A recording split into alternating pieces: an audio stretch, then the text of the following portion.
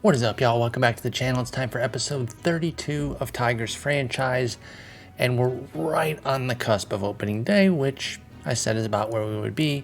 I've gone through most of spring training. I think we have one game left, but we got lots to get into. It's been kind of a busy couple months, or I think about 2 months of game time since we last checked in. First off, I want to cycle back. I forgot to do something in the last episode. I mentioned how we finished in the awards, but I didn't tell you all the awards. And look, I know not everyone cares unless it's something that we won, but a lot of people do. There are plenty that are like, hey, let me know the awards. And I know when I'm watching channels and whatnot in different runouts, I want to know the awards. So even if not everybody was like, hey, where the heck are the actual awards? You just said where the Tigers finished. There was a couple out there that might have wanted to say something that they didn't, so this is for y'all. So let's get into it. Let's go down to the American League Awards. Alejandro Kirk. You heard me right. Alejandro Kirk, American League MVP. And he's been having an amazing sim all the way through. And he's been adding WAR every single season from 3 to 4 to 5 to 7. I know all of that's rounding, of course. But either way, I mean, he's just been one of the best catchers, one of the best players in the entire league. Has a 7 WAR season that brings home the MVP. I mean, look at this batting profile. And I think I mentioned this one of the 2 times that we've played them in the playoffs. While I am big time into the catcher defense, I would gladly take a 55 ability and 50 arm for this bat. This bat is just, it's obscene. It truly is. Carlos Rodon wins a 2nd straight Cy Young. And now he's out of New York. Wow. So he was a free agent. Okay. Because I was like, why would they give him up after back-to-back Cys? Well, they got their money's worth, you know. Obviously, in real life, 2023 got off to a pretty tough start in that deal for the Yankees because Carlos Rodon was not particularly healthy, but then goes back-to-back Cys in 25, 26. 24 was an okay season. It was a good season. I mean, he led the league in innings, had a 4.08 ERA, but you put up that kind of volume, even with a low 4s ERA, you're putting up value. But then, like I said, then the back-to-back Cys, and now he's out to St. Louis on a 2-year 50. Oh, wait. This was a trade. Okay, I was thinking that the Yankees deal wasn't over yet. And they're paying 80. Y'all, if this is another Cardinals fleecing, I'm flipping my table and I'm going to bed. I swear to God. Let's see what they did. This trade just happened a couple months ago, January 11th. So, 2.5 months ago at this point. The Yankees are keeping 80% of the money coming off of back-to-back Cys. What the hell did the Cardinals have to give for that? It better be something good. So the first piece is Josh Bradford. Okay, a prospect of some acclaim, a decent enough pitcher, kind of a soft tosser, but a legit starter. 4 pitches, control and movement will be the calling cards if he develops as expected. Not terrible. Jose Cordoba, 24 years old, outfielder. He's okay. He's kind of bland. He's looking to be like a 50 type player, 45-50. So definitely not a huge piece. So then this third piece better bring something. His name is Logan Dauberstein. And I got to be honest, folks, I'm not confident. Logan Dauberstein? Okay. Well, good. I threw the curveball there and it worked. I threw the little, I don't think this is going to be a good player. Boom. Turns out it's a 28th ranked prospect in the game. I was judging based on the name. Don't judge a book by its cover. Don't judge a player by his goofy name, Dauberstein. And turns out he's the best of the bunch. So if we're going in order, then it would be Dauberstein, Bradford, Cordoba for Rodon. I guess the part that gets me a little bit, though, well, no, that's a pretty good haul. I think that the Cardinals got away with the Yankees paying 80%. I definitely think you could make the Yankees pay for some there, but a back-to-back Cy Young winner who's now all of a sudden, I mean, he doesn't have the durable tag, but he's looking kind of durable now with 200, 238, 246, and 214 innings the last 4 years. I don't know that you need them to take on 80% of it, but the freaking Cardinals, man, and somebody mentioned this in the comments recently with another deal we were looking at from them. The Cardinals have something baked into the game where they just seem to hustle teams left and right. It's ridiculous. But now they have the 2-time AL Cy Young winner. Rookie of the Year was Zion Bannister. He beat out our guys. Didn't we have somebody come in somewhere decently in the Rookie of the Year. Rookie of the Year. No, I'm full of crap. We had 3 guys in the Cy, 3 in the MVP, and 1 in the Reliever of the Year. I bet it was the RPOY, and I thought it was ROY when I was remembering that.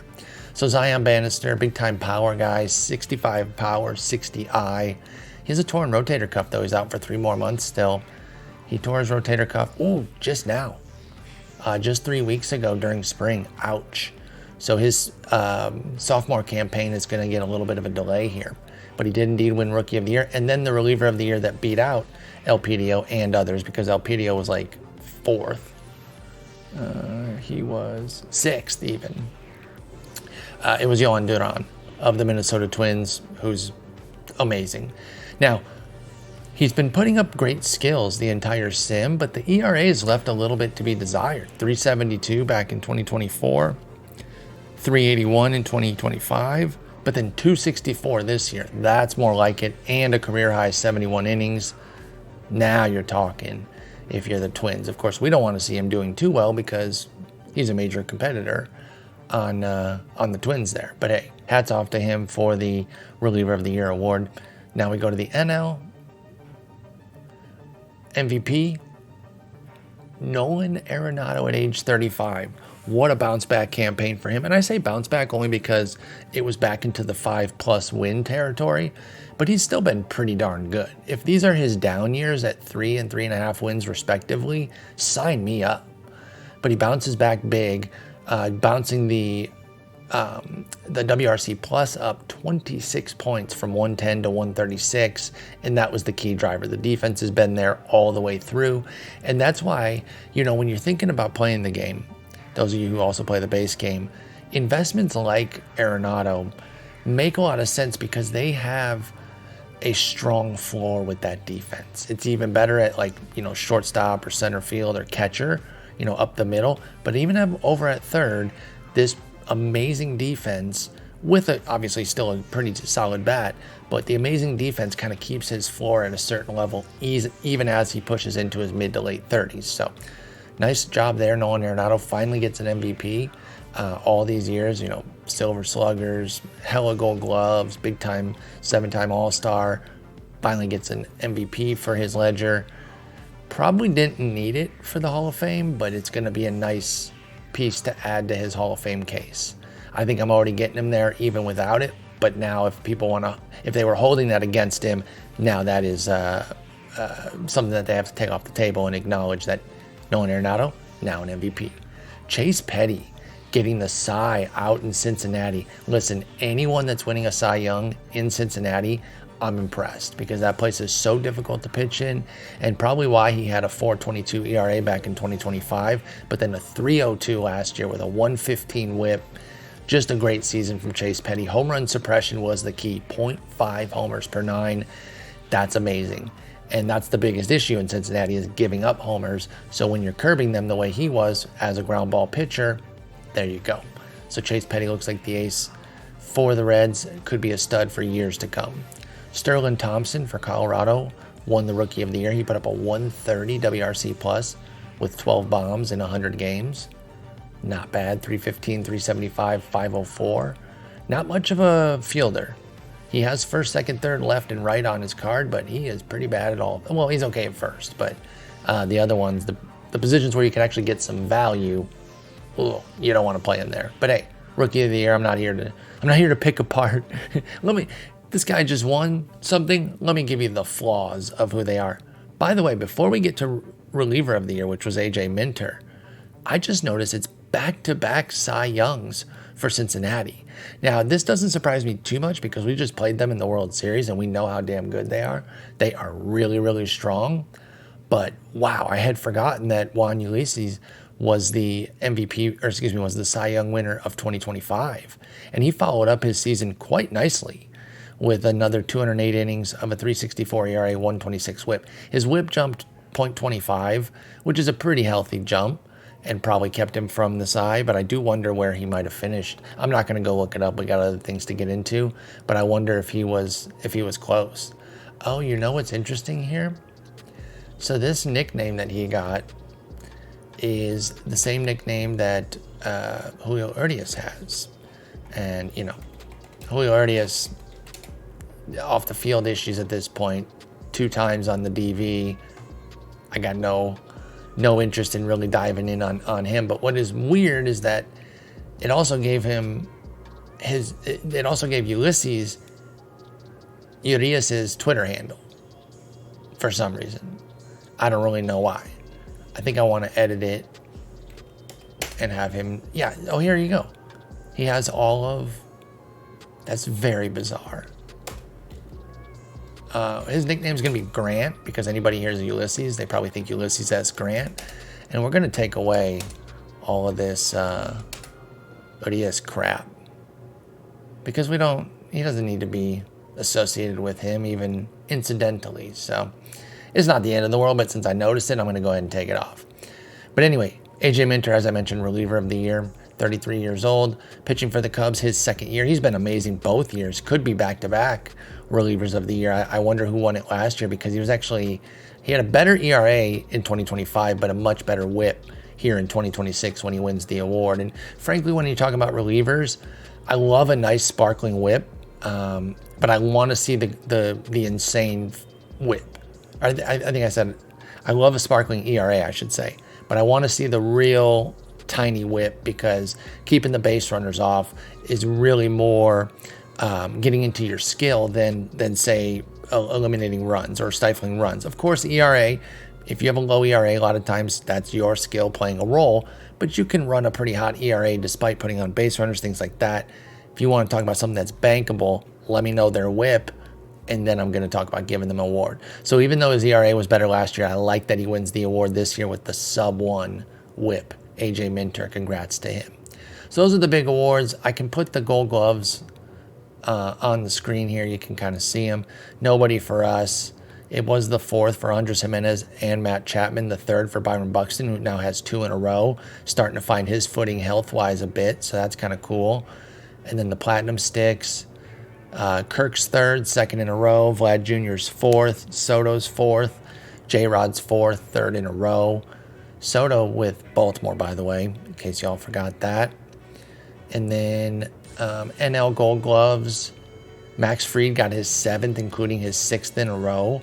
He's just been on fire with that. Drew Romo got his second in a row of what could be tons. He could go on a huge run here. Brian Hayes got his 3rd and 3 of 4. Machado interrupted him there in 2024, but he does have now 2 in a row. And then Corbin Carroll got his 3rd. Trent Grisham got his 4th. Jordan Walker got his 4th in a row, all at DH, or all in right field, because these are Gold Gloves, not Platinum Sticks. So Jordan Walker flashing the leather out there in right. Big respect to him. He has a huge arm, so if he's tracking enough balls down, along with a ton of throwouts, you see how he gets there for sure. Platinum Sticks in the NL. You got Ivan Melendez winning his 2nd straight. He was the reigning MVP coming into the year. You got Nolan Arenado with his 6th. It had been a few years. The last one was in 2022. Of course, he's the MVP, so obviously he was going to win it. Mookie Betts gets his 8th. He had a 3-year streak interrupted in 2025, but then got back on track. And then Ohtani got his 4th over there at DH, 2nd in the National League. And as we all well know, he is part of that Reds team that was really, really strong. So there you go, caught up on the awards. Again, sorry about forgetting that. I totally doofed it. I don't know what I was thinking there when I was just like, oh, here's where we finished, but you don't get to know where anybody else was. And then we'll go into the Hall of Fame here, since we got it. This is not the best page to look at, but I got notes. Beltran made it in. Andrew Jones did not, and he's now off the ballot, which is a bummer for him. And then A-Rod's at 74%. Here we go. We got it pulled up now. CeCe's at 72, and Mauer's at 66. So they're all looking good. I'd say even Posey getting first year 50% is looking really nice to get there eventually. And then other guys who dropped, good players by all accounts, but not surprises that they dropped, like Pedroia, Lucroy, Russell Martin, Ryan Zimmerman. I'm not reading all of them, but Ian Kinsler, Shin-Soo Choo. Excellent video by Jolly Olive, the Jolly Olive YouTube channel on Shin-Soo Choo recently. Highly, highly, highly recommend that. But anyway, Beltran gets in. Jones got ripped, dude. You need 75%. He rounds up to 75%. but it's 74.6. So letter of the law, he didn't have enough. So somebody cost him. Somebody, I wonder if there's like somebody who, you know, in this fictional world, of course, that was like voting for him for years, but then this year was like, pass. And then he misses by 1 vote. That would be a nightmare, dude. For me, by the way, Andrew Jones, easy Hall of Famer. When you're that amazing at center field, listen, I know that the trajectory and kind of the shape of his career is a little weird with the big fall off. Totally understand that. But he did enough. He did enough for me. So I would definitely have him in. All right, let's get into international free agency. And y'all, I got a little crazy, all right? I'm just going to level with y'all right now. And what I mean by that is I started trading for a bunch of money. And it went okay, but it didn't go as well as I would have hoped for the trades that we made. So I ended up trading for quite a bit of money. The first trade included Jace Young. He gone. You know, Jace Jung. Cool ball. But, you know, we talked about how he's just not that good. And I don't really see any major reason to believe. Oh, of course, his potential goes up right after we trade him. Cool. I don't regret the trade. Make no mistake about it, but it's still kind of annoying. But I was like, okay, it's just not working. We also leveraged some of our pitching depth in these trades here. But we traded Jace Young and Odaner Mosqueda, who is a damn fine pitcher, right? Like, he's pretty good. Oh, looks like they're going to start him. It says current is starter. No, but they're still relieving him. What does he become as a starter? That's curious. He loses 5 stuff. So, yeah, I mean, 50, 55, 55. That is starter worthy. I do wonder if they will. But anyway, he and Young, with a handful of, like, fluff sort of guys. Chris Anglin, Wilmer Fenelon, Danielle DeMonte, and Ulysses, spelled differently, Campos, for 1.68 mil. Okay, so I was trying to go big. So give me that 1.6 mil. And I was like, okay, let's go. Let's get to it. But then I'm going through these moves, and guys keep adding to their price tag, so I tried to make another move. Well, I didn't try to. I did. And I leveraged some more of our pitching with Brant Herter. Now, Brant Herter was not slated to make the team. With the way options were working and everything, he kind of lost out on the numbers game. I was going to send him down to the minors to be a full-time starter so that he could be starter depth. The Dodgers are going to go ahead and use him as a starter off rip. He's 45, 55, 65. Extreme ground ball with 50 stamina. Like, that is a starter-worthy player for sure. Totally get it. But I figured we got enough pitching. I want to get some of these players, so I traded him. Again with fluff, Cooper Rummel, Connor Godwin, and Johan Estrada. Not really losing too much there. I think Godwin's probably the best, at least by rating. They see him as a potential 45. I don't really see how they get there. I think it's the stamina.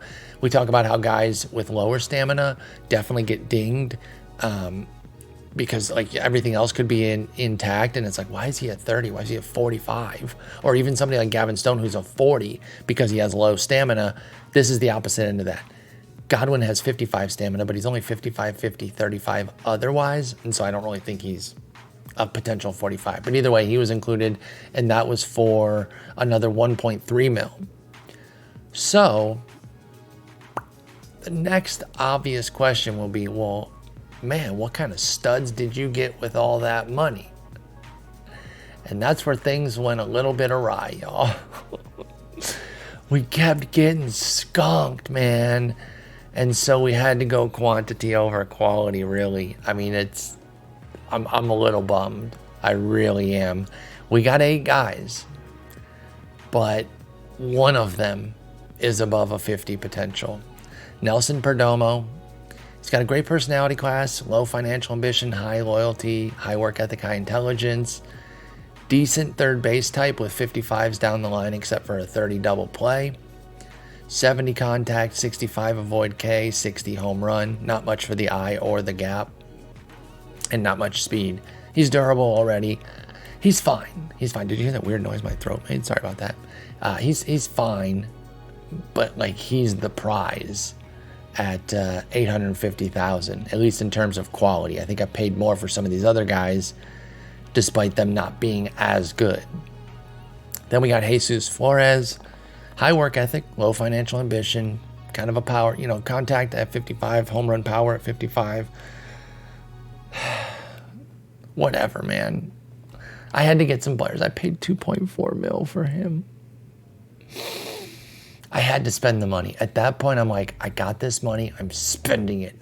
It was really frustrating. Everyone kept stringing me along. Oh, I love the offer. Oh, psych. No, I don't. Go trade for more money, idiot. Then we have this Luis Monsivais, who's better than the $2.4 million guy. We paid $2.2 million for him. He's a center fielder with 60 range, 60 gap, 55 home run, 55 avoid K. There's some flavor there. I'm intrigued.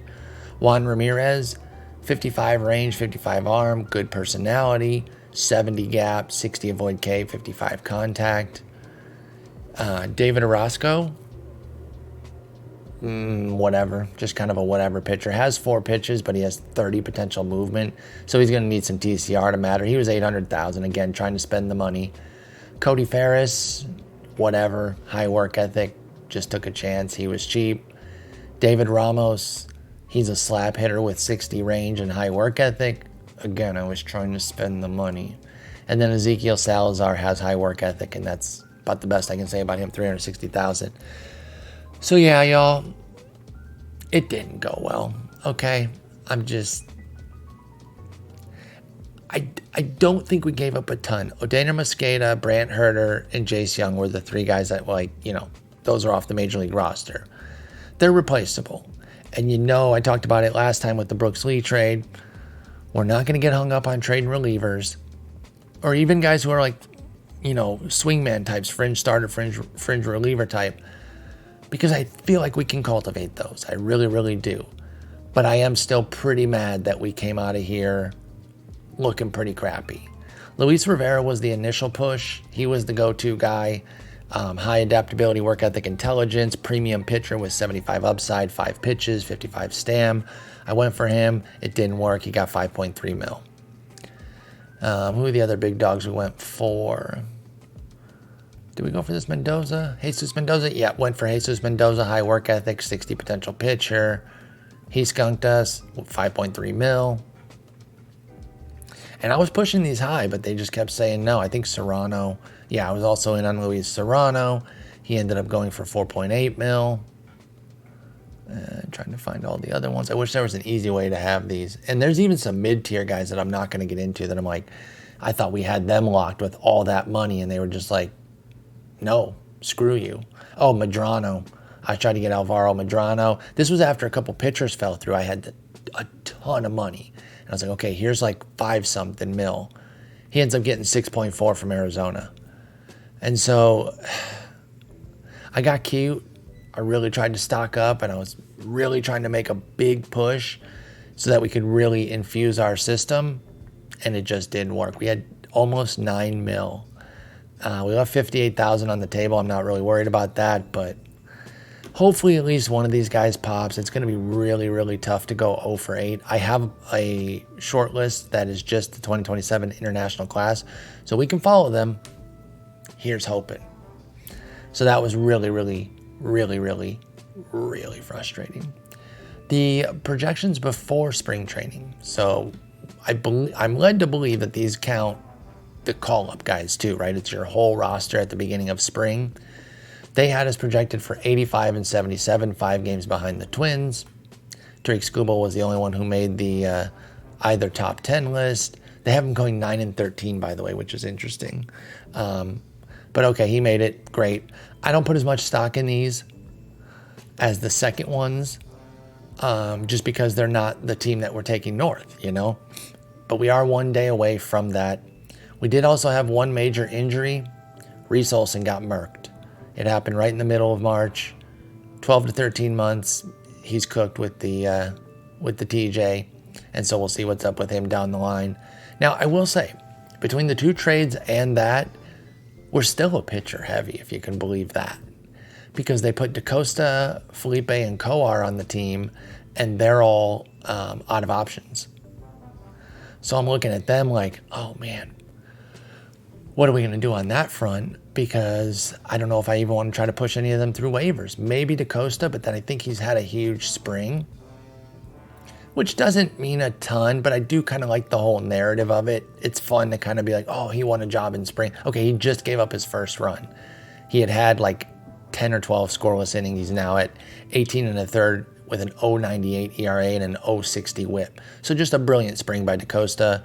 Felipe doing okay. He has a 23% strikeout minus walk, 4.60 ERA, but a 1.15 whip. And then Coar, 1.69 ERA, 0.81 whip, 25% strikeout minus walk. So all three of them are pitching very well. Now I do have Carlos Vargas in the bullpen, in the rotation, just to kind of see what's what. Because he has a 55, 75, 45, but also only has 35 stamina. Oh, what are you doing? The manager had his hook extended? I don't like that. With 35 stamina, we want to be tight with him. So he's going to get the last start of spring. We'll see how it goes. I don't really have any intention of starting him. He's going to go to the bullpen. But he's also our Rule of 5, so he can't be sent out either. Let's see what happens with that game. And then we'll get the second run of projections too. All right, so we lose 4-2.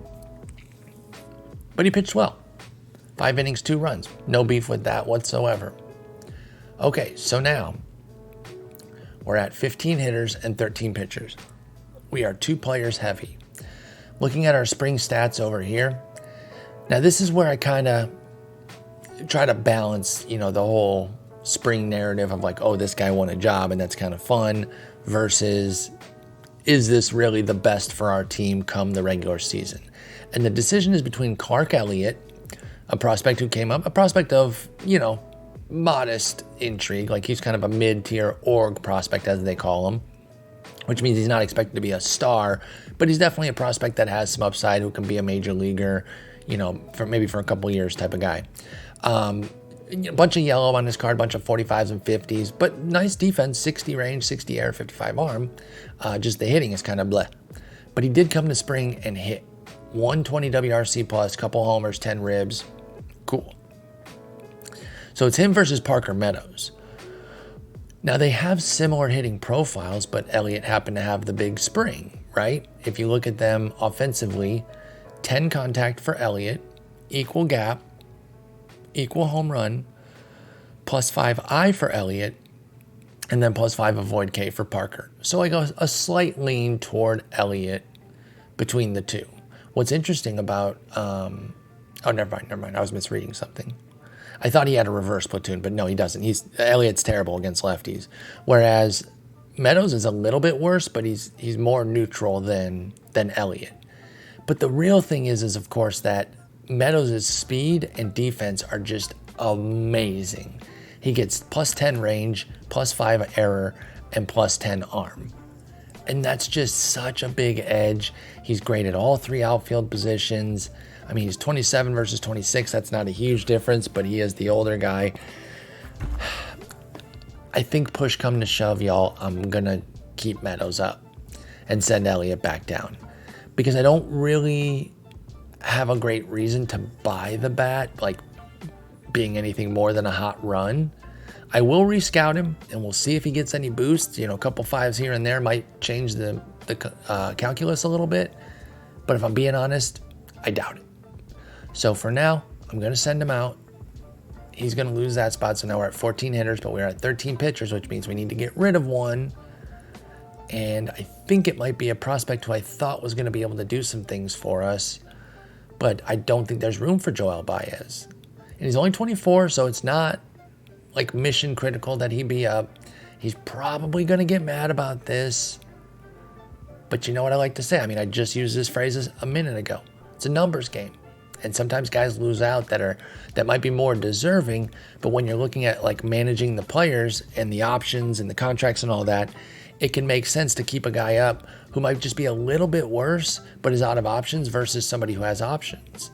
Like, you're just not going to give up. Like Jackson Coar, he's probably not going to be some stud for us, but does it make sense to put him through waivers just to keep up Baez when he is like a legitimate starter backup with 50 stamina?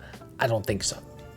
So we're going to go with that, And now we have our 12 pitchers. Vargas, come back to the bullpen.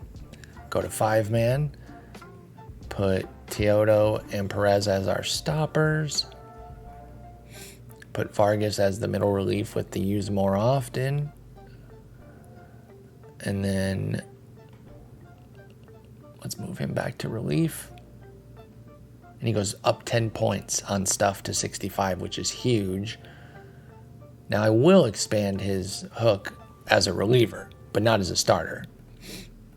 He'll be our other high leverage guy. So these three will be our dudes. Teodo, Perez, Vargas. Those are going to be our top three this year. And DeCosta's our second lefty. So he has a chance to be in that kind of circle of trust of our top four guys. But we'll see how that goes. Abner Uribe, remember, he became a bit of a circle of trust guy during the playoffs despite his 30 control. That still terrifies me, though. And I know that could, flop on us at the drop of a hat. Now, I will say, here in March, he did add 5 potential stuff and 5 current and potential movement. So he's getting better. It's just that it's never the control. So can something happen? Give me 35 control and this guy's getting reliever of the year. But as it stands right now, he's going to be more of our mid-bullpen type guy. So here's what we're going to do. We're going to go through these last 3 these 3 off days here, get everyone rested, and then get ourselves the season started. We'll check in the new predictions and see what's up. Oh, let me just switch that Char cam a little bit. I didn't know she was shifting around over there. I know some of y'all like to watch the Char cam more than the game, which I totally understand. I'm here explaining the game to you. You don't have to be watching every second of it. Char is more engaging than the game, and that's more a credit to Char than a diss on the game, because I love the game, clearly. But if I had to choose, I'd pay more attention to Char. Like, if I could just sit here and look at her while playing the game, come on. Why wouldn't I? She is in here against her will right now, but she's being good. It's 18 minutes past dinner, so if she starts whimpering at any moment, I might have to text Jen to come get her. But we're wrapping up here. We're not going to do another. We're not going to go too long here. We're going to get into the season, kind of get it started, but maybe just a couple weeks into April. A couple smaller episodes. Those playoff episodes are long, and I appreciate y'all watching them. A bunch of y'all watch till the end, which is really cool. I totally respect people who jump around too. Time is precious. But that's why I want to give a couple smaller episodes here at the front end. And I know 30, 40 minutes is still a nice time commitment too. So please don't mistake me for, thinking that that's not a nice time investment on y'all's end as well. Player development report, Teodo loses some control. I hate that. I really hate that. That extra 5 there, that's frustrating. Torque gets some contact up to 50. That's nice. Carrasco gets more eye and his defense improves. Okay, that's nice. 75 eye now. Adames loses some speed. I'm not too worried about that. So does Mendoza. He goes down from 70 to 65. That's fine. Adames goes 35 to 30, whatever. Would we even notice? Reiner Castillo gets some movement but loses some control. I'm just kind of skipping around now, seeing if anything pops. Javier Osorio's eye, he continues to be, he's basically baby Dury Carrasco, where he's just, led by his eye, but maybe doesn't have anything else. Jack Hurley gets a little bit of love. Colton Hartman. No real big dogs. Okay, here we go. As we go down further, Jorge Boyer, velo jump, control, and movement jump. Campbell Smithwick gets a little current eye. And Sean Gamble, current eye. Okay, hey, we'll take it. 10-point jump in current eye. He's going to have to do some things this year in high A for us. What's he upset about? He says he's unhappy, but he has normal morale everywhere else. So I don't really know on that. All right, not a bad report going into the season. And Chris Illich wants us to win it all this year. Oh, he did give us a ton more money. There was nothing to spend it on. So we're sitting flush right now, y'all. We got 22 mil sitting here, and I don't really know what to do with it. I guess I could put some... Oh, no, we can't put it into the draft. Can I commish mode that real quick? The season hasn't started. I'm gonna do that. If y'all think that's cheesy, you can call me out, but But I'm going to commish mode that real quick. We might not even use it, but let's just throw an extra 7 on there, just because that way we could take maybe a gamble in the mid round if somebody like with an impossible signing falls. I want to be able to do that. So again, if you think it's kind of cheesy, I don't mind you calling me out. I usually like to play as above board as possible without commish moding things, but something like that where if I'd have been thinking, I wasn't engaged in all those international amateur battles that I lost, I might have done it, earlier. So I'm going to fix that mistake and we'll go from there. Top 100 prospects. We do not have a top 10 guy. Do we have anything going on? Let's start from the bottom. And yeah, we're 4th up from the bottom. Hey, but we do have 4 guys in the top 100. Okay. Now that's something. Now our highest is 55 with Luis Dorado, who I believe was a 2026. Yeah, 2026 international class. So he's looking pretty nice. That's good. And then Shigoya's at 74. What's his trajectory been? Oh, he took a big dip. He went from 27 to 75 from July to November of 2026, and then back up 1 spot to 74 here this year. Tim Marchant is at 76. Is this his debut? It is. And then, Jin Song, our new catcher, backup catcher, is number 88. So that's pretty sweet. We'll take that all day. Okay, so we got 4 guys. And then what's our up next guys looking like? From there, we've got 2 in the next 100, Javier Osorio and Sean Gamble. Okay. So it's getting better. Still only 27th. I can't say I'm doing backflips over here, but I feel better. Preseason predictions got us at 87 wins. So we got 2 more wins, but the Twins got 4 more. So we're 7 back now. No hitters in the top 10 hitters. And now it's Ashby and Elpidio and Job. So Scooble's out, but 3 new guys are in. Okay, I'll take that. I love having guys appear in here. I know it doesn't mean anything. It just excites me. Addison Barger's a Twin now and apparently a beast. They got him in the top 10. So it's Yan Diaz, Jonathan Ornelas, Fishboy, Mike Trout still cooking. Probably just stuck playing on that garbage team, but still a badass. Rafael Devers and Aaron Judge still in their respective places. Barger and Buxton in Minnesota. J-Rod still in Seattle. Mason Hour in Tampa Bay. He's a beast. And then Goldie with New York, who has been having a great late career. In fact, he kind of dipped in 2024, and you know the fantasy dweebs, of which I am one, but they were like, oh, he's cooked, he's done, he's old, don't draft him. And then somebody probably got him in like the fucking 15th round. Well, actually, he went to Colorado.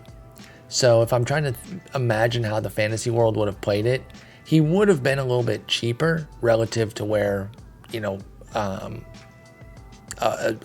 superstar of his caliber should be going in Colorado because he's old. But he wouldn't have sank. That would have saved his fantasy price. So he might have been like, 9th, 10th rounder? Because he's still 38. So, or wait, was that his age? That was his age 37 season. But that's enough. Once a player, frankly, in fantasy, once a player's age starts with a 3, the community starts to be like, oh, he's old. Put him out to pasture. And it's like, wait a minute. But anyway, Paul Goldschmidt, total stud. Look at Shar. She's looking outside the door there, grumbling to herself. All right, so let's see what the schedule looks like out front here. We got a trip to Baltimore, trip to Oakland, then we come home for our home opener. You know what? We'll go up to the 12th because that's an off day. We got 3 relatively quick off days. So we'll play about 2 weeks, and then we'll get out of here. So opening day, it's going to be Tariq Skubal against Ignacio Feliz, who's an absolute stud. Now, he had a little bit of a tough year last year, 4.55 ERA. But he's still very good. Now, he's volatile, though, and that volatility is shown with these 2 ERA totals because of his 40 control. And you can also see a big effect that has. Like, he has 50 stamina, which, of course, is fine. But because he has 40 control and major walk issues, he's only thrown 167 and 164 innings the last 2 years, despite making 67 starts. So he really runs up his pitch counts. Let's see if we can do that to him. Then they go Fromber, Pablo Lopez, Cal Wright, Trevor Rogers. Hell of a rotation there.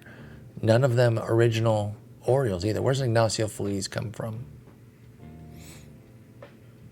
Oh, he's signed as an international free agent by the Guardians, then traded to the Padres for Walker Lockett. Then the Orioles drafted him as a Rule 5, kept him around long enough to put him in the minors, because that was in 2020. So that was out of what we were doing here. So he actually starts the sim as an Oriole. So I stand corrected. The other 4 are not original Orioles, but Ignacio Feliz is a homegrown guy there.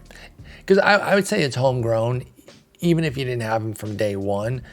Like they brought him to fruition, right?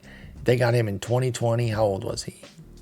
In 2020, he was 20 years old. So I count that.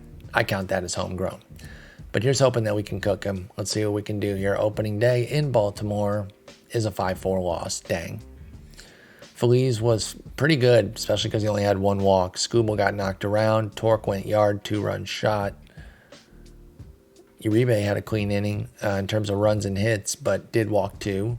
No Ks for him. That's weird. We get a day off because, opening days that are in the North and Midwest always have the day off right after in case of bad weather. Whoops.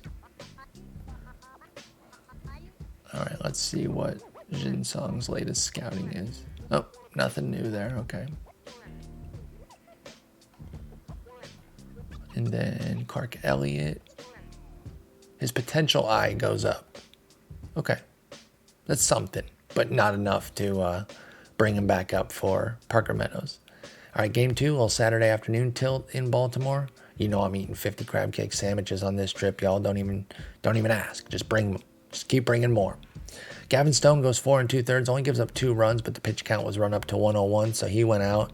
Then Coar and DaCosta finished it. Fromberto got smoked.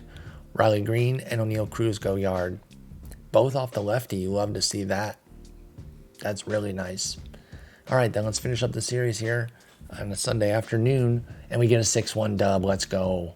Aaron Ashby, excellent against Pablo Lopez, who was fine, but Ashby went 5 innings, 1 run to Lopez's 6-4. Torque hits his second. Adames gets his first of the year, and we're off and running. Now we head out to Oakland. Now, Oakland, what have they been doing in this universe? Are they anything? Nah, but they're kind of standard issue bad right now. They're not like, holy crap, historical bad. 69 and 70 wins the last 2 years. Like, that's whatever. It's not good, but it's certainly not, oh my God, this team. They're 0-4 to start right now. Let's see if we can take advantage of that. And keep them losing here. We are in Oakland, and we lose 6-3. That's what I get for talking crap. And then, did I press the button? No, I didn't. It would help if you pressed the button, Paul. Then we lose 5-4. Okay, so we drop the series to them. I say, let's keep them losing, and we do the direct opposite. Are we going to get swept? We have our home opener coming up. By the way, we're going to be hosting the Yankees. Hopefully we can salvage. Oh, no. We did salvage the game 5-0, but it was a Pyrrhic victory, y'all. Derry Carrasco, herniated disc, out 2 months. Damn. That sucks, man.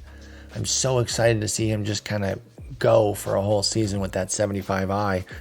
And to that point, he already had a 36% walk rate. Now it's 11 plate appearances, but it's still funny to see such a crazy number. All right, 2 months. That sucks. All right, who are we going to call up? Who's an infielder? Osorio's not ready, so it's definitely not him. Might be Pacheco. I don't think Gabriel Rodriguez is the guy. Don't any of you dare comment that it would be nice if we had Jace Young. Because maybe it would, but we don't. He's gone. You know what? Maybe it's Max Muncy time. Not that Max Muncy, the other one. He's not on the 40, but we have 40-man spots. I'm going to give him a shot, I think. Because we need more of a middle infielder. Like Pacheco is more of like a corner. He's a captain, which is nice. Got some pop. But Muncy himself has high leader, high work ethic. He's only got 50 range, so I don't want to overstate his infielding abilities, but I think he'll be better as a second baseman. Now, in fairness, too, what's his head? Carrasco was the DH, so it could be more of a hitter, which makes me kind of reconsider. What about Clo? What about Nate Clo here with the 65 I, 55 avoid K? Just call up the great plate skills, because then you're kind of getting a replica of Carrasco. You know what? Clo it is. Muncie's like, damn, he had to talk himself out of calling me up. That's horseshit.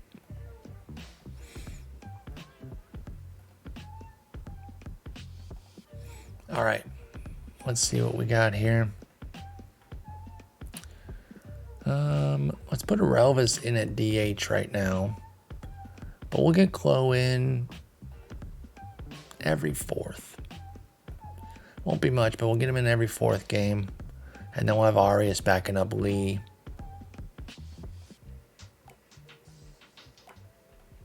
Actually, we'll switch those two right there. And then Relvis was already the DH against lefties. So yeah, we'll do that. Okay. Let's see what that does. Can Clo play in the outfield? Not really. Can Arias? I feel like Arias can.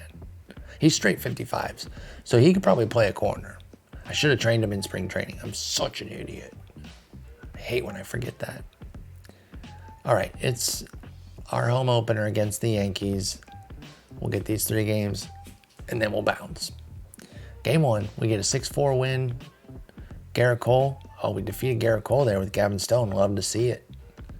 Bullpen ended up winning the game, but fantastic work there. Riley Green hits his 3rd.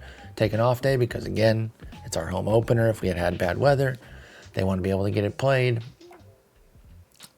And then the 10th, we win 6-3. That's Ashby with another gem. Oh, they have Jack Leiter in New York right now. Oh, he had a nice season last year. Slow start this year. I mean, not even. I don't. Shitty ERA in 11 innings. Who cares? He has a 1 whip and a 20% strikeout minus walk. He's not off to a slow start. He's off to a slow ERA. Big distinction. Can we sweep the Yankees here? Let's see. Make up for that loss in Oakland. We can indeed. 9-4. And that's going to be Scooble. Sorry about that, y'all. My fucking throat's making some weird ass noises. That one was because of the water, though. I can't explain the other ones there. But taking the drink of water, it was like I'm freaking choking or something. All right, so then we're 6-3. Not bad. Despite the 2 of the 3 coming at Oakland, which is kind of annoying. I'll take it, all things considered. Let's go ahead and hit a save here. And we're off. The 2027 season has begun. But I got to get this little one fed. And we're off to the movies to watch Ferrari tonight as well.